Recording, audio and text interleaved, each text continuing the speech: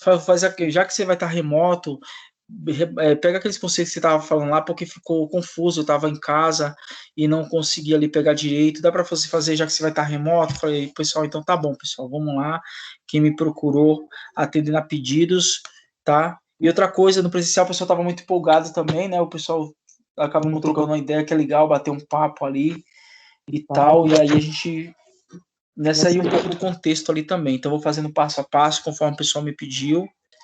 Ah, sei que você está vendo a tela, porque eu também. Beleza, Alessandra, tudo bem. Bem-vinda. Eu também que eu tô com o smartphone, então estou conseguindo ver que vocês estão vendo sim o meu slide, né? Tá aí de destaque em amarelo, introdução ao comércio exterior. Então é isso mesmo. Eu vou falar da aula 1 conceito inicial, conforme o pessoal me pediu, tá bom? Vamos ficar atentos, gente. Não saiam da aula, beleza?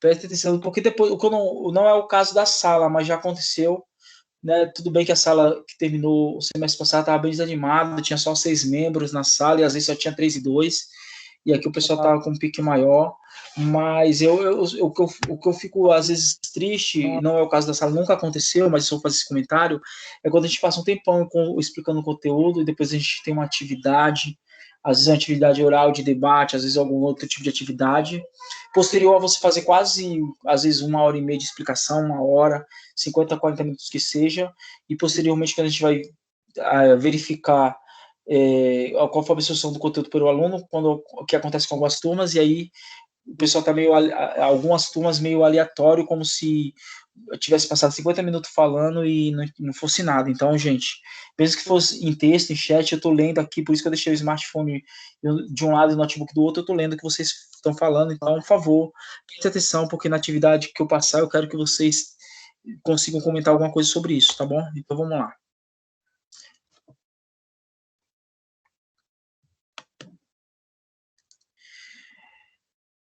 Bom, beleza. Então, como vocês pediram, alguns alunos, e agora vai dar para falar mais detalhadamente também, que aqui estamos com focos especificamente aí no remoto, então fica mais fácil, tá?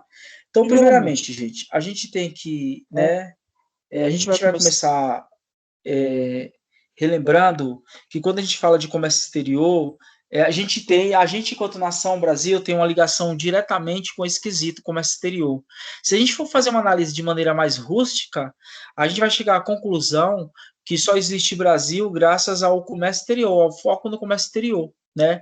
Então, em várias épocas da nossa economia, eu falo nós, tudo bem, tem os poderosos, os fazendeiros, os caras que ganham muito dinheiro, e tem nós, povo, que exerce uma mão de obra e sempre estivemos por baixo nessa história. Não podemos ser alienados. Mas vamos pegar essa historinha emprestada de nacionalismo e nação e vamos falar nosso, né? Nosso país, ele sempre teve uma relação, mesmo que seja de maneira positiva ou negativa para nós, população, povo, descendentes de índios e de escravos, sempre teve uma relação com o comércio exterior. Ela nasceu devido a isso, né? Seja pelas intenções lá europeias, que quando justificaram a chegada na América e no Brasil, disseram que estavam tentando ir para a Índia e o foco era a comercialização de produtos diferentes daqueles que tinham na Europa, por uma rota diferente da Inglaterra, para não pagar impostos, para ter uma maior liberdade, mas isso era comércio exterior.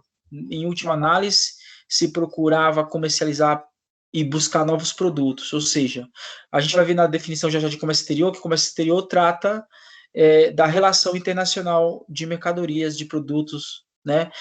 Quando um país compra de fora, de um outro país, ou quando ele vende para um outro país. Então, o comércio, né, exterior tem essa relação. Então, tem uma íntima história com a história do Brasil, né? Porque a gente já exportou produto para fora no começo, mesmo que tinha a obrigatoriedade de exportar para um único local, né, sem a justiça econômica, era uma obrigatoriedade, mas começou dessa forma, com aqueles produtos, né, iniciais básicos da época, como madeira, ouro, prata, diamante, né? Depois a plantação da cana-de-açúcar. Então, tem várias épocas econômicas no Brasil que tratam a relação exterior. Uma época muito importante para o Brasil, por exemplo, foi a época considerada da época do café, ou café com leite, porque tinha relação São Paulo e Minas Gerais ali, mas a época da exportação de café, o café, dado o clima, né, brasileiro, esse grão africano se adaptou muito bem ao nosso solo e por um grande período a balança comercial brasileira foi mantida positivamente graças à venda de café plantadas principalmente nas fazendas das regiões sudeste do país, tá? Então, o café ele é um produto básico. Ele é um produto básico e os produtos básicos a gente utiliza uma linguagem, né, uma linguagem no comércio exterior, uma linguagem técnica nessa área, e a gente chama os produtos básicos de necessidade básica de commodities. Então, o café ele é uma commodity. Se a gente for analisar a maioria dos produtos, né, desde do primeiro produto exportado pelo Brasil, vendido para fora, a gente vai ver que a maioria desses produtos ou todos são commodities nas suas primeiras colocações, tá certo?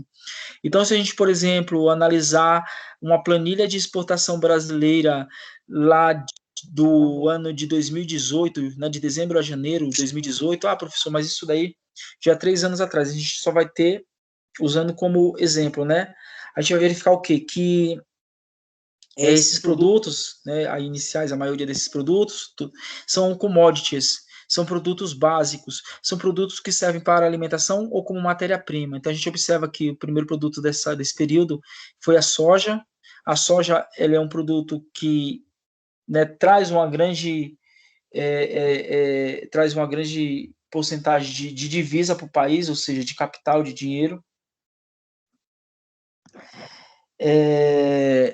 A gente vai ver também que o petróleo também é considerado uma commodity, porque ele é um produto básico, matéria-prima para os combustíveis em geral, tá? Aí a gente tem lá minério de ferro, commodity, celulose, farelo de soja, carne de frango, né?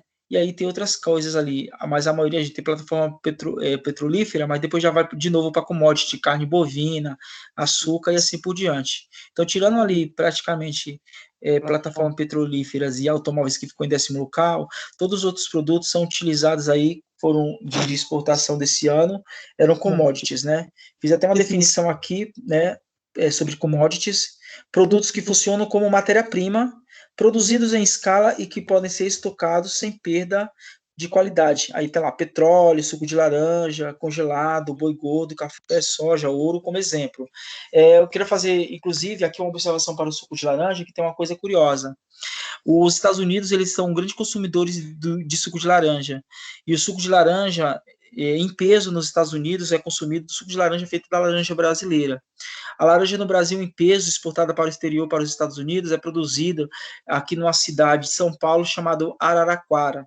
Tá? Então, a cidade de Araraquara é um dos maiores produtores de laranjas para o suco de laranja mundial, principalmente nos Estados Unidos. Lá, eles consomem cerca de 80% do suco da laranja feito da laranja brasileira.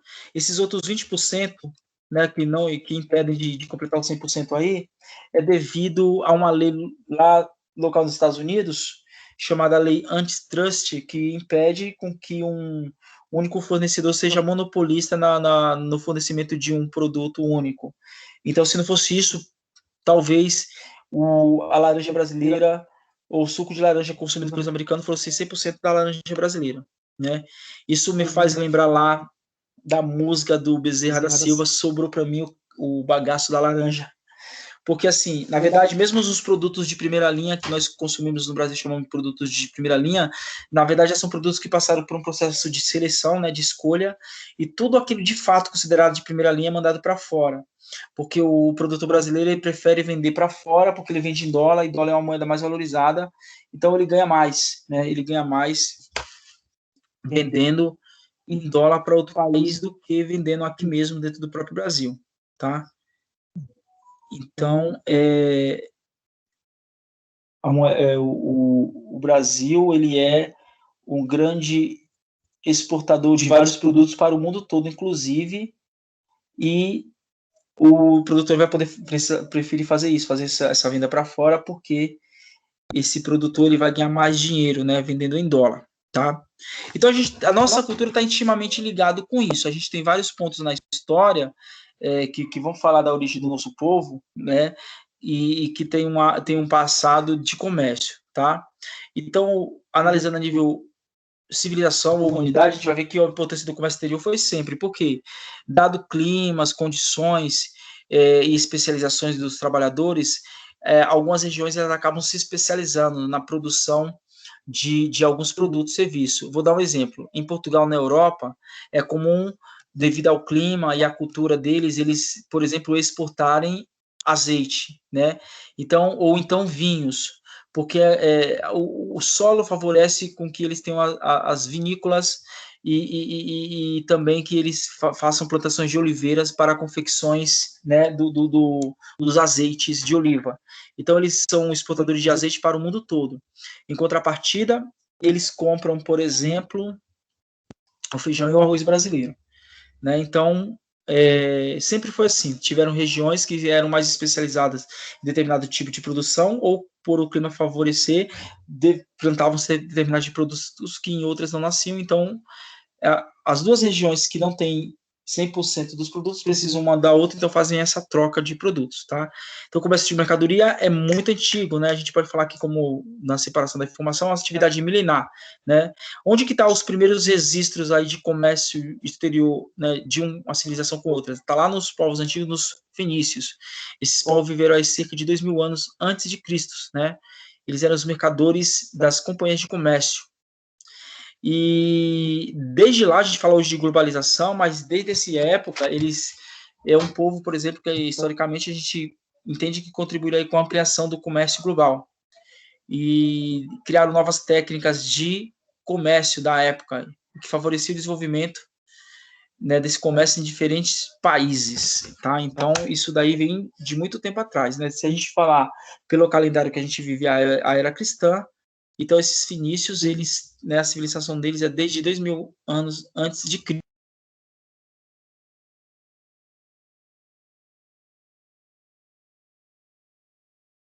Civilização antiga antes de Cristo.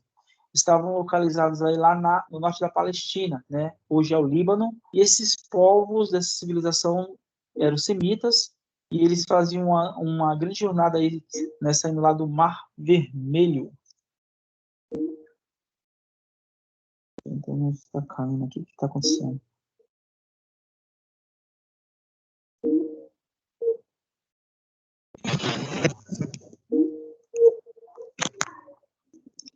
Pessoal, vocês continuam me ouvindo aqui? Parece que a internet está caindo. Vocês continuam me ouvindo aí?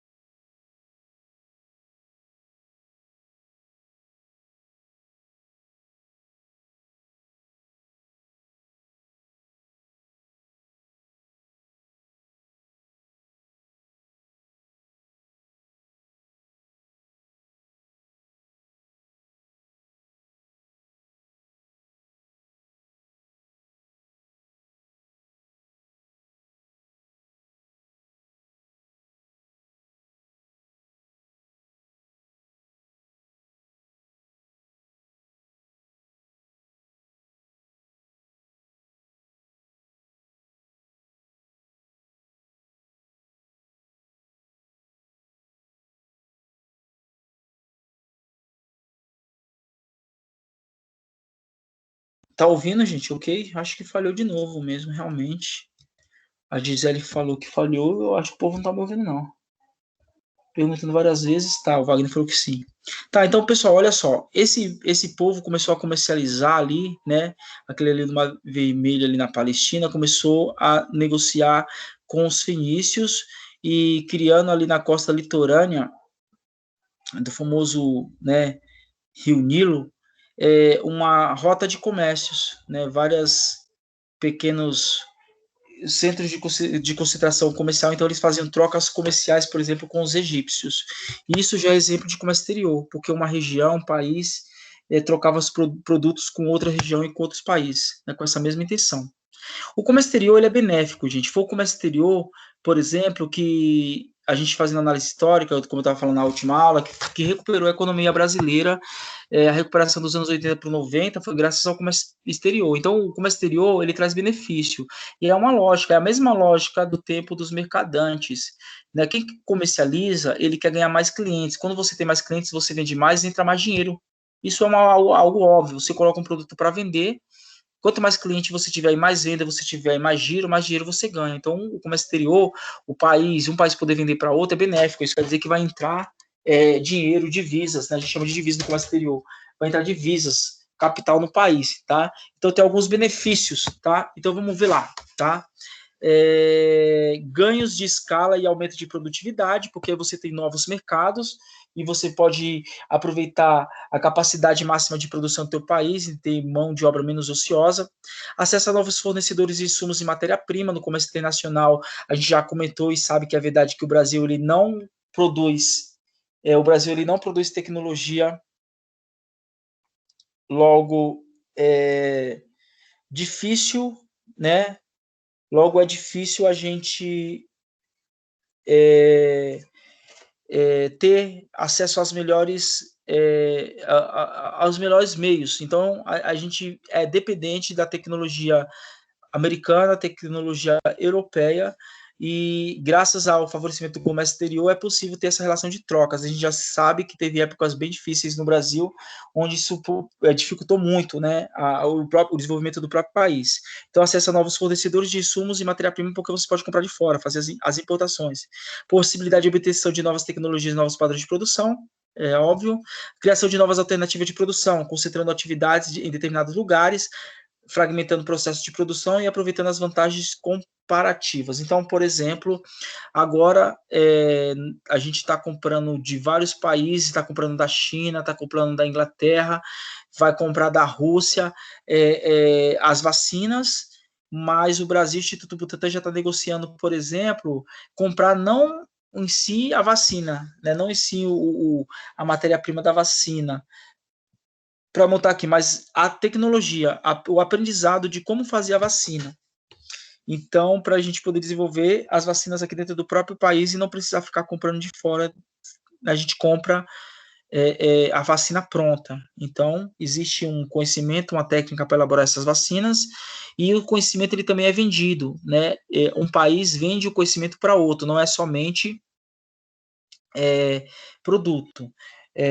Graças a isso, a gente pode dar essa aula remota com essa tecnologia do personal computer, computador pessoal, criado lá pelo Steve Jobs na década de 70. Nos americanos desenvolveram melhor e agora, graças ao comércio exterior, a gente pode estar utilizando tanto o equipamento físico como o conceito de rede de internet para poder ter essa aula. Então, isso é uma vantagem do comércio exterior. Se não fosse possível, também não seria possível esse tipo de aula remota que a gente está tendo nesse momento, tá? Então, o que seria ganho de escala? Redução dos custos médios de produção conforme há um crescimento na quantidade de produtos produzidos. Então, quanto mais você produz, menos menos custo você tem. Isso é entendível, porque quando você vai fazer a relação né, de formação total dos custos, ele é formado por custos fixos e variável. E o custo fixo, ele reduz conforme a quantidade produzida, né? Se o aluguel é 100, você produz 1, o custo fixo associado à unidade será 100. Se você produz 10, o custo fixo associado à unidade é 10. Se você produz 100, o custo fixo associado à unidade é 1. Então, quanto mais você produz, mais você reduz o custo, tá? Então, a economia de escala é isso. Produzir bastante e reduzir o custo de produção. Aumento do fluxo monetário entre os países, quer dizer, a troca de moeda, eu compro de fora, eu injeto dinheiro, capital naquele país. Eu vendo para fora, entra dinheiro, injeto capital no meu país, né? Não foi isso que aconteceu na década de 90, 94, 2000, 2010, como o comércio exterior estava a todo vapor no Brasil, fez com que o Brasil tivesse reservas de capital estrangeiro e tivesse divisas, e inclusive pôde se segurar com relação a uma crise internacional, que é a crise lá da bolha americana. Então, o comércio exterior ele é vantajoso, ele traz, né, fluxo monetário para os países. Ampliação do mercado de consumo, novos clientes. Como eu falei, os americanos eles adoram consumir a laranja brasileira e os chineses adoram consumir a carne brasileira, carne suína, carne de frango. Adoram tanto que eles deixam um pouco aqui e fica caro para a gente. Acesso a uma maior diversidade de mercadorias pela oferta de produtos importados. No processo histórico dos governos militares, faltava muita coisa aqui no Brasil, né, porque não podia comprar de fora. Então a gente pode ter acesso a qualquer coisa. Você, em todas as áreas, falando especificamente de culinária, você pode sair e no shopping comer uma comida mexicana, chinesa, japonesa, italiana. Então, esse é um exemplo com comida que eu estou dando, mas da mesma forma você compra produtos que vêm desses diversos países, né? Você pode comprar um tênis italiano, você pode comprar uma gravata americana, um terno francês, e isso é possível fazer facilmente numa região de comércios, porque graças ao comércio exterior, tá? A troca, a capacitação tecnológica também, a gente falou a questão da vacina, mas isso pode ser em toda e qualquer área, e a geração de empregos, porque quando, por exemplo, as empresas brasileiras, por exemplo, vendem mais para o exterior, entra mais dinheiro no país, ela pode contratar mais pessoas para produzir mais, para vender mais e assim por diante. Então, é uma lógica da economia. Tá? O mercantilismo, que era a política de enriquecimento através de metais preciosos, ele já era, né, ele já foi um pontapé inicial aí da globalização do comércio exterior. Esse período favoreceu várias o desenvolvimento social de várias formas, porque até então a sociedade era atrasada e parada e tinha um outro tipo de funcionamento.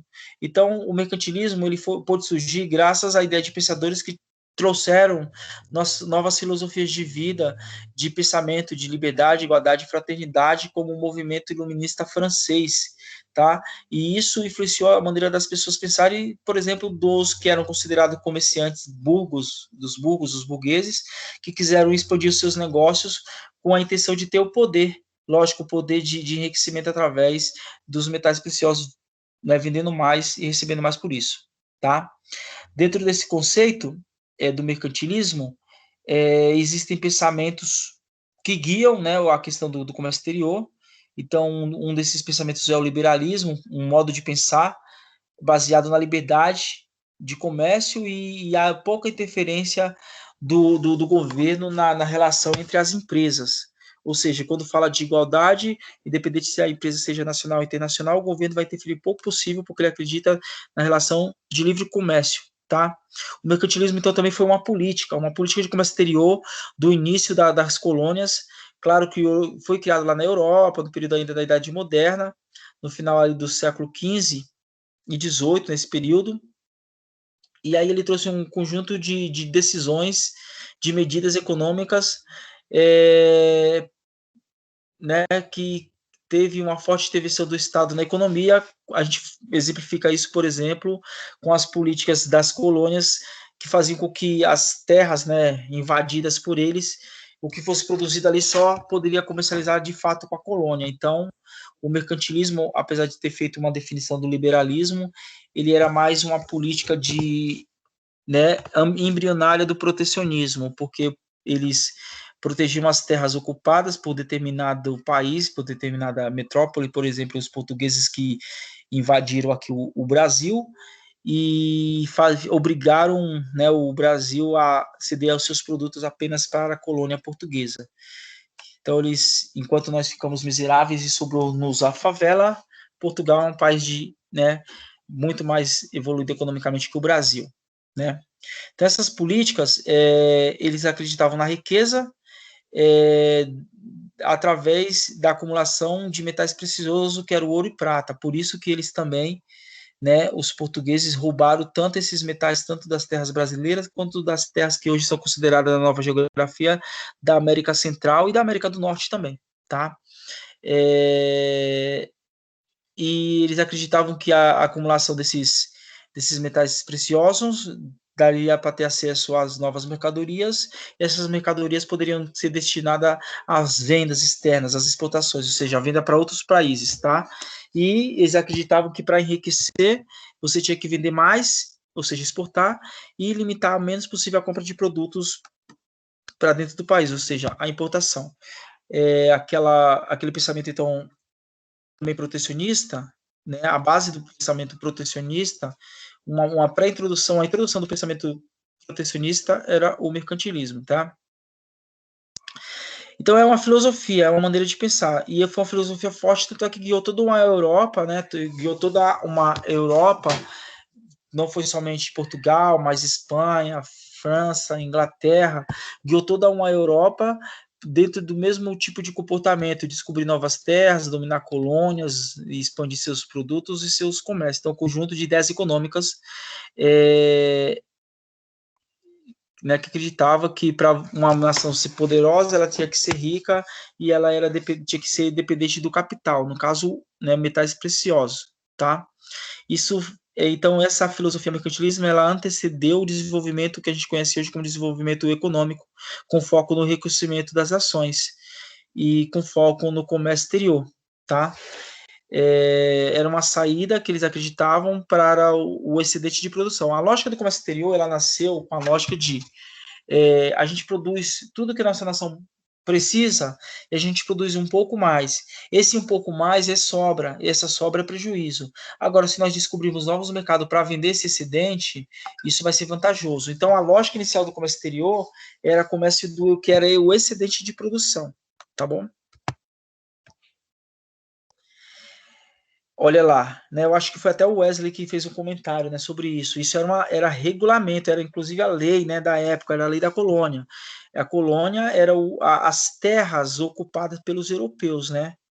Jamais eu posso falar a mesma enganação, não posso falar descobrimento já, né, que eu sabe da origem, sabe, eu sei que fazia parte desse espaço aqui antes dos europeus chegarem, então não posso falar de descobrimento, mas de invasão. E essas colônias, que eram as terras invadidas, elas tinham, o regulamento dela era comercializar única e exclusivamente com as respectivas metrópoles. Metrópoles eram as terras poderosas, por exemplo, Portugal, que se impôs ao Brasil, né, escravizando o negro, matando os índios e roubando nossas riquezas, ela era a metrópole do Brasil. Tá? Então, o que era extraído do Brasil, né, inicialmente o pau-brasil que deu origem a esse nome, e depois ouro, prata, tudo que foi possível roubar, só poderia ir única e exclusivamente para Portugal, para a Europa, tá? Então a metrópole era o quê? Eles pegavam esse produto e aí sim, lá na metrópole, eles poderiam comercializar como se fosse deles normalmente, né? Então a metrópole é que poderia vender esse produto, tá? Então, vendia caro e comprava barato. Comprava barato da colônia e vendia caro para quem eles queriam, tá? Como eu estava falando que o comércio exterior sempre fez parte da nossa história, apesar que dessa parte não ser necessariamente comércio exterior, né, porque assim era de fato furto, mas aconteceram ciclos importantes, por exemplo, as famílias europeias se instalaram aqui e eles já consumiu açúcar, então o ciclo do açúcar, a cana de açúcar era plantada aqui, a cana de açúcar era plantada aqui, era extraído o, o néctar, né, o insumo lá da cana-de-açúcar, a garapa, que era feito os blocos de caldo de cana-de-açúcar e tal, hoje a gente pode chamar de rapadura, sei lá, que era isso literalmente, e isso era exportado, por exemplo, para a Holanda refinar o açúcar, que também era consumido aqui dentro depois. Então tinha uma relação, né, o ciclo da cana-do-açúcar já é uma relação de comércio exterior aí do passado, então foi um produto que fez, né, bastante importância, tá? Uma coisa que também sempre existiu são os países, né, mais poderosos, como esse exemplo que eu dei da colônia. A colônia fazia imposição, a metrópole fazia imposição à colônia. Isso nunca acabou. Hoje em dia a gente vê isso na figura dos países mais poderosos, querendo fazer imposições onde eles têm uma relação comercial vantajosa e os países de menor poder econômico têm uma relação econômica desvantajosa. Então, aqui tem um exemplo, né, de uma notícia é, uma notícia aí, também de 2018, mas isso para exemplificar, onde os Estados Unidos tinha imposto uma sobretaxa de 25% ao aço importado e 10% ao alumínio, né? Então, essa imposição tinha sido para os países do Canadá e México. No ano passado, os Estados Unidos tinha feito essa mesma imposição de sobretaxa do aço com relação ao comércio exterior com a China, né? Então, esses são tipo de medidas que a gente pode associar à origem do mercantilismo. Então, a gente fala de filosofia do liberalismo, que é mais, a gente vai falar mais uma vez, já, que é mais a liberdade comercial, fala do protecionismo, que é dificuldade, né, criar dificuldades para a relação internacional de comércio, mas hoje em dia também a gente fala de outra filosofia que é o neomercantilismo, que é voltando àqueles conceitos anteriores de criar barreiras que não necessariamente sejam barreiras financeiras, mas barreiras para dificultar o comércio exterior e facilitar o país de grande poder. Então essa medida, por exemplo, aqui que ainda foi no governo de Donald Trump, que foi vá com Deus, não volte mais, ele impôs essas medidas e tiveram muitos comportamentos como esses, com relação a vários países aí, né? Comportamentos com relação à China, aqui tem o México e o Canadá, a Rússia e assim por diante, tá? Então tava lá, o presidente americano Donald Trump tinha anunciado naquele dia lá a criação de novas taxas para a importação do aço e alumínio do país. O país cobrará uma sobretaxa de 25% para o aço importado e 10% para o alumínio. A medida vale para o aço que entra nos Estados Unidos a partir de 23 de março. Então, isso aí são um tipo de medidas, né, para que o país metrópole, o país poderoso economicamente, ele se beneficie e outros países com menor poder econômico se prejudiquem, tá? É, tudo é uma lógica de desenvolvimento. Então, por exemplo, quando a gente busca todo esse conceito de desenvolvimento, a gente verificou, né, que a Europa, a Inglaterra, foi o país onde desenvolveu o motor a vapor, ela saiu à frente na indústria, quando começou lá a Revolução Industrial, isso fez com que ela tivesse logo rapidamente acumulação de capital, de ouros e prata, e que pudesse aplicar no desenvolvimento do próprio país. Então, a Inglaterra saiu na frente e depois países da Europa saíram na frente, tá? O Oriente era mais avançado, né? Quando eu falo de Oriente, aquelas nações lá, por exemplo, 2000 anos antes de Cristo, são as nações do Oriente. Então, os fenícios, né? Depois tiveram tiveram os árabes, tiveram outros povos que já tinham uma rota de comércio. E os países da Europa, se quisessem fazer comércio internacional, tinham que passar por essa rota de comércio já do povo árabe e tinham que pagar pedágio, tinham que pagar valores, não era gratuitamente, porque eles que tinham descobertos, né? Então, o Ocidente conseguia do Oriente açúcar, ouro, porcelana, pedras preciosas, condimentos, pimenta, cravo, drogas medicinais, balsamo, unguentos, perfumes, óleos aromáticos. Então, tinha uma série de produtos que o Ocidente, ou seja, os países aqui da nossa região, compravam lá do Oriente, tá? Olha lá, os árabes que traziam, né, que levavam essas caravanas de produtos até as cidades italianas, e essas cidades serviam como portos ali, intermediários para a venda de produtos em toda a Europa. E aí, isso aí era um monopólio. Essas rotas eram somente esses árabes que poderiam fazer. Então, eles tinham monopólio total dessas rotas. E se a Europa quisesse, né, quisesse consumir produtos diferentes, tinha que depender exclusivamente dos árabes, mas eles não queriam, né? Isso era um monopólio, era um domínio. Então, eles queriam descobrir novos meios de contato, né, com o Oriente, mas sem fazer a rota aí dos árabes, sem depender dos árabes, queria independência. E quem pôde trazer essa independência foi a ideia das grandes navegações, né? As grandes navegações que culminou aqui para nós na invasão do Brasil, da América e assim por diante, né? Vamos lá. As navegações eram a solução para que os países lá da Europa não dependessem dos árabes e conseguissem chegar no Oriente, mas fazendo uma outra rota. Então, qual foi o primeiro país ali nessas questões das grandes navegações? Foi exatamente os portugueses, tá? Então, eles foram os primeiros a, né, se aventurarem para descobrir essas novas rotas. Por isso que quando você vai ler na história, dizem, né, que eles estavam saindo em procura das Índias. Para quê? Para poder vender os seus produtos lá e também poder consumir outros produtos que não a Europa não tinha, somente a Índia, tá?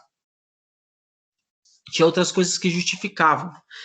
Na verdade, quando você vai estudar mais profundamente a história das Américas, todo esse papo de que foi por acaso que eles chegaram nas Novas Terras é balela. Os caras já sabiam, né?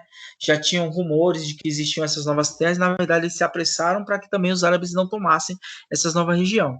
Então, na época, Portugal também não era um país tão rico, eles tinham carência de metais preciosos, já que a lógica do mercantilismo era a riqueza, que a gente tinha mais desses metais preciosos. Faltava produtos agrícolas, mão de obra.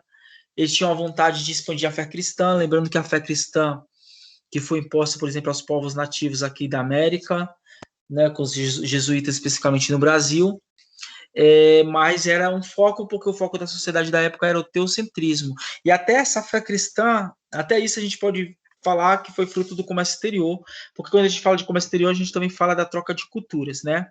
E a necessidade de novos mercados, principalmente. Então, a necessidade de novos mercados, nesse conceito que eu deixei aqui de vermelho, ele está dentro da lógica do comércio exterior da atualidade, né? A gente faz comércio exterior porque a gente tem necessidade de novos mercados, ainda hoje. Aí, o que isso gerou? Né? O que essas grandes navegações geraram? Criou o sistema colonial português, de exploração da colônia, tá? A dominação dessas civilizações astecas e incas pelos espanhóis, mas aí foi mais na América Central. Então não foi só os portugueses que invadiram o Brasil e submeteram as nações indígenas às condições precárias, mataram muitos, impuseram sua cultura e religião. Não foi só eles que fizeram atrocidades no Brasil. Então, principalmente os espanhóis invadiram toda a América Central e destruíram civilizações inteiras para o foco no enriquecimento de metais preciosos, principalmente a prata. Os espanhóis, por exemplo, foram eles que destruíram os astecos, os incas e os maias, tá? Porque descobriram que aquelas regiões tinham ali minas de prata em excesso, em peso, né? E aí era isso que eles procuravam, enriquecimento através de metais preciosos. Foi possível, então, nessa época também fazer ampliação do comércio mundial. Olha lá, comércio exterior de novo. Então, esse processo histórico justifica dizer que o comércio exterior ele é a lógica da origem da civilização brasileira, se é que nós somos nação, né? Então, o movimento de metais preciosos e a preparação das revoluções comercial e industrial tem a ver com essas grandes navegações, tá? Olha lá, nós sempre tivemos essa relação aí, né? De sempre a gente viu que no processo histórico do Brasil, mais ou menos ali de 2004 em diante ali, foram exatamente os acordos comerciais com países, né, com outros países que fez com que fomentasse a entrada de capital no nosso país, e sempre foi assim. Então aqui nós temos o exemplo de uma reportagem que fala do Brasil e da China assinando um acordo para facilitar a exportação de alimentos, né? Olha lá, tá, a Agência Brasileira de Promoção e Exportações, Investimento, Apex Brasil, tal, assinaram na sexta-feira daquele dia, 2 de novembro, memorando, tal, para a capacitação de empresas brasileiras com o objetivo de auxiliar a entrar no mercado chinês. O acordo assinado durante esse seminário, era para debater questões de segurança alimentar, com foco inicial e tal, e assim vai por diante. Então, essa questão de relação internacional comércio continua até hoje, porque é interessante, né? Ter cliente, é interessante ter acordos, é interessante vender para fora, porque é o jeito de, né, entrar dinheiro no país. Então, é super importante o comércio exterior, tá? Então, vamos lá. Conceito. Tudo funciona sobre filosofia, né? Então,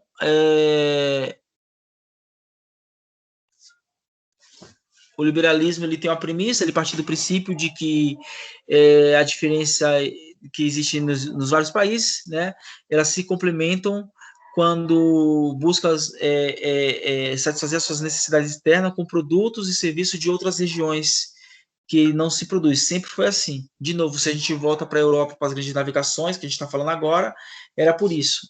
A Europa ela queria consumir os produtos que ela não tinha, que ela não produzia, mas precisava fazer isso através de uma outra rota para não ser dependente dos árabes.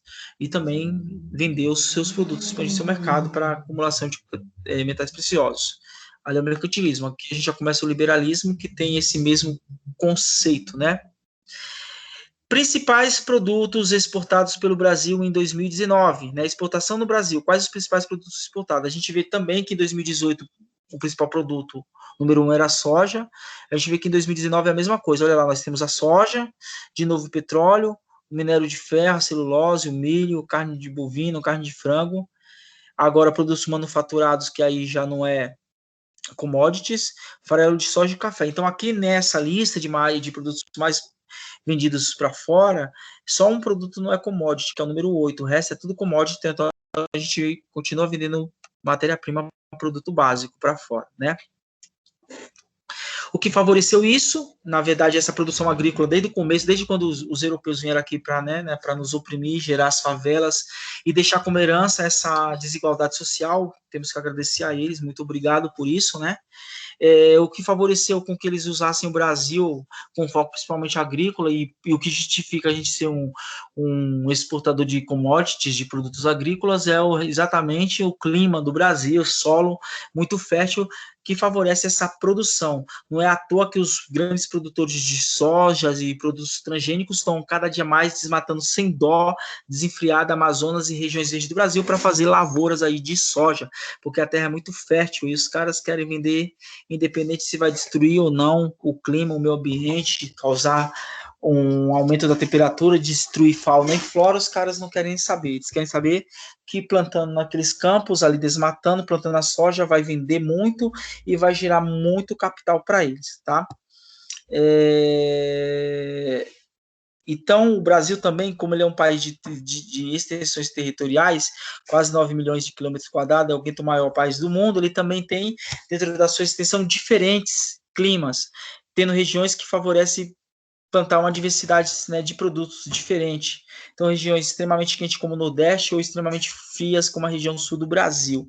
E ainda temos as regiões de concentração de minérios até hoje, que é as minas, né, as Minas Gerais, que não tem apenas algum tipo de minérios, não, tem vários, né, e o mundo está 100% a milhão ali explorando. A gente não acaba não usufruindo desse benefício, dessa benéfice, mas as empresas estrangeiras dominaram, né? A Vale, que era a Vale do Rio Doce, era uma empresa nacional, virou só Vale, que virou uma empresa privada, estatal pelo menos. E lá também na região norte do Brasil, que é uma grande produtora de ouro até hoje, na região da Raposa do Sol.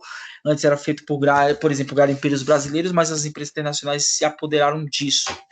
Então não sobra nada como sempre, tá? Então, isso é que favorece, né? Exatamente o solo, o subsolo, as condições climáticas, favorece a diferente produção de produtos diferentes dentro do país, e é isso, por isso que o comércio internacional é focado muito nesses produtos básicos da alimentação, tá? Isso favorece as transações comerciais porque a Europa precisa, né? Então a gente conseguiu ver isso quando os caras fizeram ali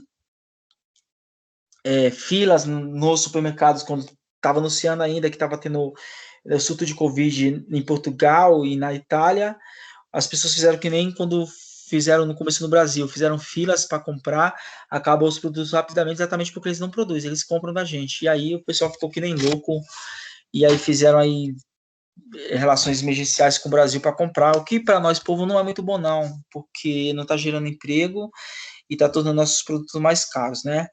Vamos fazer uma definição oficial, toda vez que a gente tem a matéria, né? Eu preciso fazer uma definição oficial, baseada em um teórico, no cara que tem credibilidade, porque eu sou um professor e eu tenho que me basear na credibilidade de alguém que estuda especificamente a área e tem algum material descrito sobre isso. Então, temos aqui uma definição do autor Werneck, que ele diz o seguinte: comércio exterior é o conjunto das atividades de compra e venda de mercadorias e prestação de serviço entre nações. É simples, é isso que a gente já estava entendendo, né?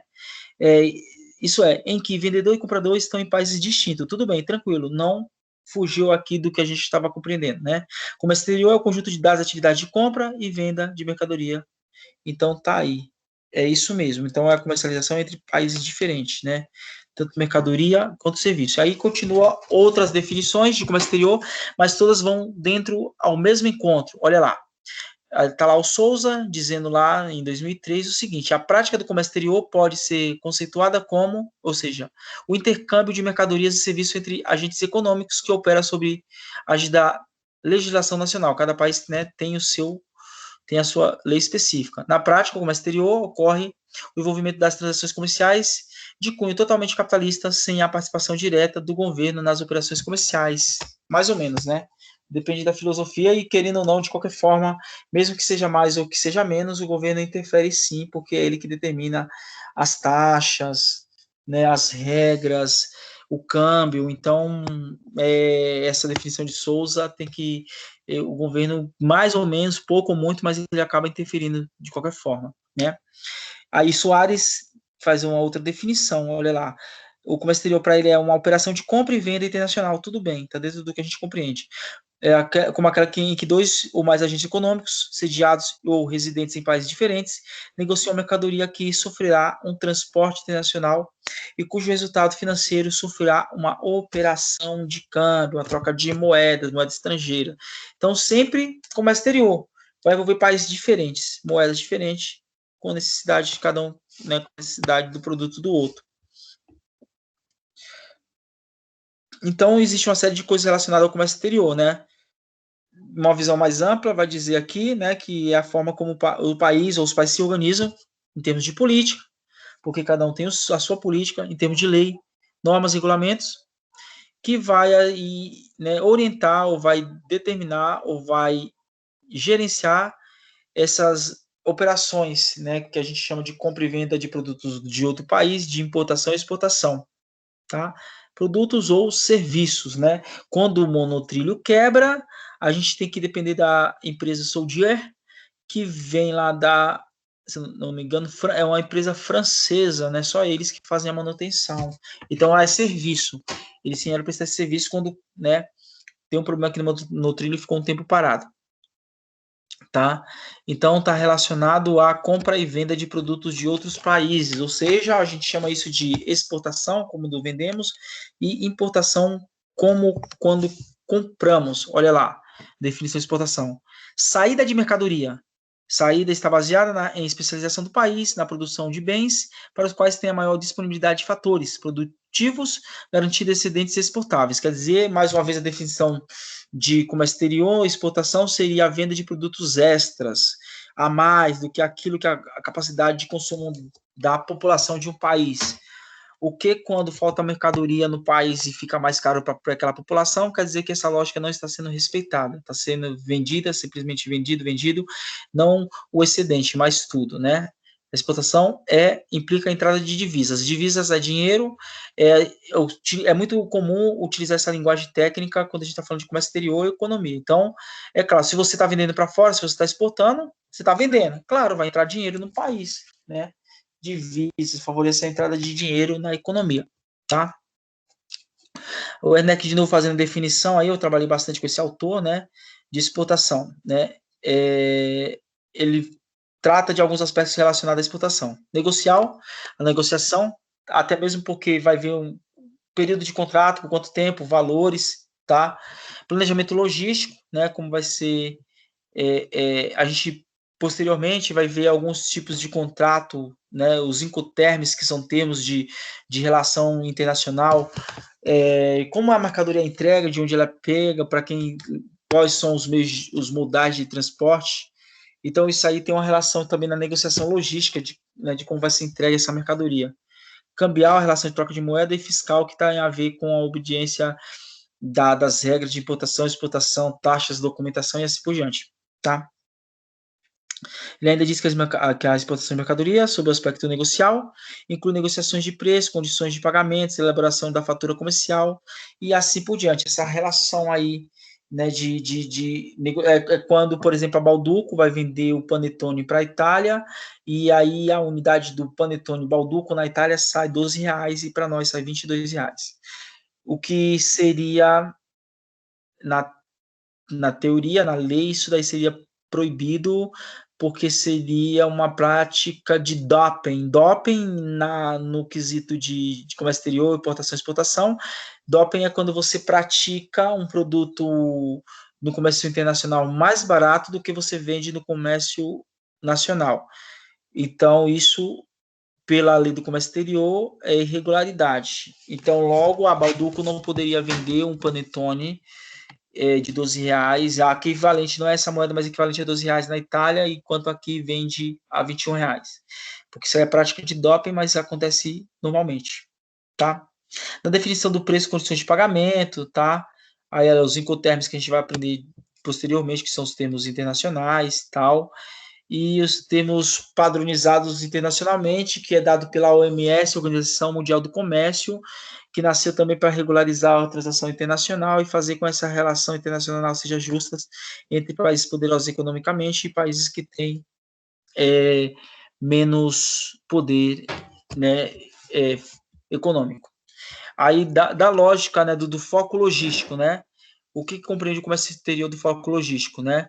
O que deve ser feito para que a mercadoria seja entregue em boas condições ao comprador. Afinal, veja só, o suco de laranja ele sai daqui, né? Ele sai inicialmente, ele sai a laranja, né? Das fazendas de Araraquara pelo modal rodoviário, é levado para a indústria de suco. Lá passa por um processo de transformação da laranja e o maquinário no líquido, no suco, todo o processo térmico com cuidado para não ser infectado com bactérias. Depois é levado de novo de modal rodoviário através de umas espécies de capitão, de caminhão-pipa, tanques, para o porto. Lá são armazenados em outro tipo de, de, de, de containers que são em formato receptor, tanque, para conservar a temperatura, é transportado de navio para os Estados Unidos e, dependendo da região, posteriormente, mesmo dentro dos Estados Unidos, é levado de aviões para outras regiões e, de novo, redistribuído por caminhões rodoviários para os atacadistas e assim por diante até chegar na mão do consumidor final. Então, todo esse estudo de como transportar a laranja brasileira, né, está sobre o aspecto do planejamento logístico. Então, verificar condições do comprador, a embalagem logística, transporte interno, embarque, transporte internacional, desembarque e o destino final. Então, tem uma série de coisas que a gente vai ver melhor mesmo nos incoterms, tá? O aspecto cambial que está relacionado à moeda, troca de valores de uma moeda com outra, né? Dólar com real, por exemplo, né, ou com o euro. Tá? Então, abrange definições das moedas a serem utilizadas nas operações de câmbio envolvidas na transferência do dinheiro do comprador para o vendedor. Normalmente, no comércio internacional, é usado como base o dólar. O dólar, normalmente, é meio que uma moeda universal nas transações internacionais, porque é uma moeda forte, tá? Então, o cara tá vendendo, o Brasil está vendendo carne para o exterior, mas está vendendo para a China, mas está vendendo em dólar. A taxa de câmbio é uma relação entre moedas de dois países, tá? Ou seja, o valor mesmo da moeda. Então, se o real, para você comprar um dólar, tem que pagar R$ 5,95, por exemplo, essa relação, essa diferença do valor, a diferença cambial, a gente verifica em taxa, sei lá, o dólar está 550%, a taxa de cambial entre real e dólar está 550%, por exemplo, a mais. O aspecto fiscal tem a ver com os tipos de documentos que precisam ser emitidos, nota fiscal, nota de embarque, verificação de mercadorias, para ver se o produto é legal, ilegal, entre outras situações. Então, o aspecto fiscal envolve emissão de documentos necessários ao despacho da exportação, importação, pagamento de impostos, taxas e desembaraços, né? Que depois que é verificada toda essa documentação é que é liberado o produto para entrar no país ou para sair. Então, isso é chamado de desembaraço aduaneiro, tá? Que são as alfândegas, né? A aduaneira e a alfândega, que são os órgãos que fazem essas relações para liberar o produto para outros países ou aceitar no país. Então, tem aí um caminho. Olha lá, o exportador faz o despacho de exportação, o transporte internacional leva essa mercadoria, existe o despacho de importação, então existe essa mercadoria duas vezes, né? Existe essa documentação a necessidade do exportador, tem uma relação com essa documentação de exportação da alfândega, a documentação aduaneira, e depois, na recepção dessa mercadoria pelo país receptor, vai ter novamente o alfândega verificando essa documentação a entrada de mercadoria no país, né? A importação para o ENEC é a entrada de mercadorias em um país procedente do exterior, as quais configuram, perante a legislação brasileira, o momento de desembaraço aduaneiro, aquela mesma relação lá. Então, por exemplo, o PlayStation 5 que a gente compra dos Estados Unidos, a maioria, né, das tecnologias que a gente compra de fora. Olha lá o ENEC definindo. A importação para o ENEC pode ser vista sob o aspecto comercial, no entendimento de transferência de propriedade. A importação se realiza com recebimento de mercadoria pelo comprador no local designado no exterior. De acordo com as cláusulas do contrato de compra e venda para fins cambiais, a importação representa uma saída de divisas. Então, quando você está importando, você está comprando, o produto vai vir de fora. E aí eu estou pagando, então o dinheiro está indo para aquela empresa de origem, né? Para o outro país, tá? Olha lá, mais uma definição de Souza aqui sobre o comércio exterior. Para ele, né, fazendo analogia, uma comparação, para ele é uma estrada de duas mãos. A exportação e importação sempre acontece. O comércio exterior, de alguma forma, você vai vender para fora, mas você vai necessitar e vai comprar de fora também algum produto, tá? Então, esses países em desenvolvimento, embora a exportação reflita um bom indicador de desempenho dos fatores produtivos, porque quando você exporta, quer dizer que você está ganhando dinheiro e está fazendo a sua indústria local trabalhar, utilizar toda a capacidade para não ter capacidade ociosa produtiva. Mas a importação pode contribuir com o desempenho, porque às vezes você precisa de uma tecnologia comprada de fora para fazer o seu país funcionar, suas máquinas, sistemas computacionais e assim por diante, tá? Os Estados Unidos é um país poderoso economicamente, é o maior importador do mundo todo. Então, né, tem lá as suas vantagens, tá? Então, referência aí bibliográfica. Beleza. Então, não sei se foi bom, não sei se foi ruim, só sei que o pessoal pede e eu faço. O pessoal pediu assim, professor, aquela aula introdutória, acho melhor que agora você vai ficar no remoto, você faz ela de novo, que aí você vai fazer mais detalhada, falando mais passo a passo, talvez a gente compreenda melhor, né? Então, os alunos que me procuraram aí, no privado, não sei se a gente acompanhou, esse raciocínio foi concluído, ou não sei se deu certo, mas a intenção do pessoal era essa, né? Que assim, no remoto, fazendo o introdutório passo a passo, seria melhor para a compreensão. Não sei se foi a mesma